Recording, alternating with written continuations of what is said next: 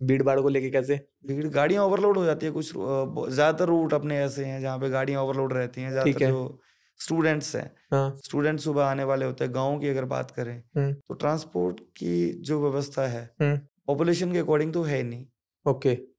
गाड़ियाँ तो कम हैं ही। ठीक है। अगर रोडवेज की बात करें, अभी हालांकि सरकार बहुत ज़्यादा नई गाड़ियाँ ऐड कर रहे हैं। एसी गाड़ियाँ भी आई हैं डिपो में, और नॉन एसी जो अपनी ऑर्डिनरी गाड़ियाँ हैं वो भी बढ़ाई गई है, लेकिन फिर भी पॉपुलेशन के अकॉर्डिंग फिर भी वो कहीं ना कहीं कम पड़ती जा रही हैं। अगर देखो, जैसे आप बता रहे हो बीच में गाड़ियाँ कम भी पड़ रही है, और जब बताया नए रूट पे एक नई गाड़ी डाली तब झगड़े भी हो रहे हैं जी आपस में। जी। वो समझ नहीं आया, मतलब कैसे, उसका क्या रीजन है? मतलब फिर वो लोग फिर सवारियाँ कम क्यों हो जाती हैं? सवारियाँ कम यानी कि अलग अलग अदर स्टेट में गाड़ियाँ चलती है, कुछ हरियाणा स्टेट के अंदर चल रही हैं। हाँ।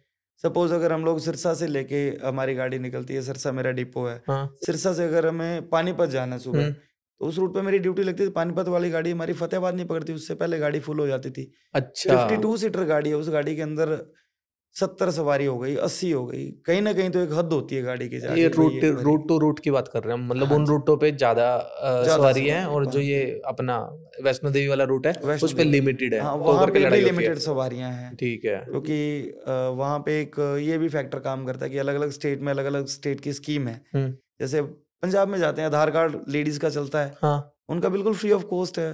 अभी वो तक कहीं भी भी फ्री ऑफ ट्रैवल कॉस्ट चल रहा है? बिल्कुल फ्री ऑफ कॉस्ट चल रहा है लेडीज का। तो वो खर्चा कहाँ से पूरा करती है, मतलब गवर्नमेंट? वो जैसे पंजाब रोडवेज के मेरे साथी हैं, पीआरटीसी के हैं, तो वो जैसे आधार कार्ड से जितने टिकट्स बनाते हैं तो बताते हैं कि भाई हमें एक रेवेन्यू गवर्नमेंट की तरफ से मिल जाता है कि भाई इतना ठीक आप है। लोगों ने फ्री ट्रैवल करवाया लेडीज को, और इस हिसाब से उनका एक कोटा होता है, वो उसके अकॉर्डिंग ठीक पेमेंट है। आ जाती है। ठीक है। ठीक है। ठीक है। हमारे हरियाणा में, यहाँ हरियाणा का मैं सबसे अच्छा मानता हूँ भाई कि जिनको नीड है उनको फ्री ट्रैवल की सुविधा दी गई है।